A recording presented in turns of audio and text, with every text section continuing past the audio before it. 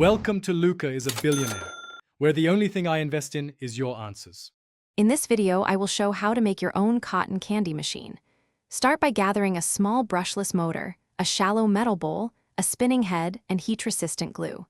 Always work in a ventilated space and wear eye protection.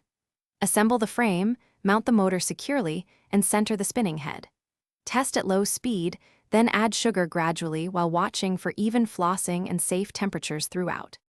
In this video, I will show how to make your own cotton candy machine. First, pick a reliable motor with smooth torque and a compatible speed controller. Use a stainless steel bowl, roughly 12 inches, to contain sugar strands and direct airflow.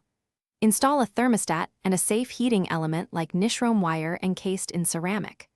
Secure all wiring, add a splash guard, and test electrical connections before any operation to ensure safety and stability. In this video, I will show how to make your own cotton candy machine.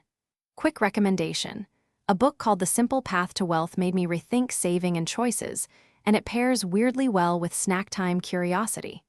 If you like clear, practical advice, it might change how you plan for projects and budgets. Please subscribe, and if this video helps, check the description for the link and deals. Now let's get back to the video. In this video, I will show how to make your own cotton candy machine. Begin by fitting the motor into a stable base and balancing the spinning head precisely. Route wires neatly and keep the heater isolated from plastic parts. Run a series of low-speed tests without sugar to observe balance and airflow. When balanced, heat gently and add sugar a spoonful at a time, adjusting speed and temperature for fine, consistent floss. Thanks for watching, and please subscribe. It's the best investment you'll ever make.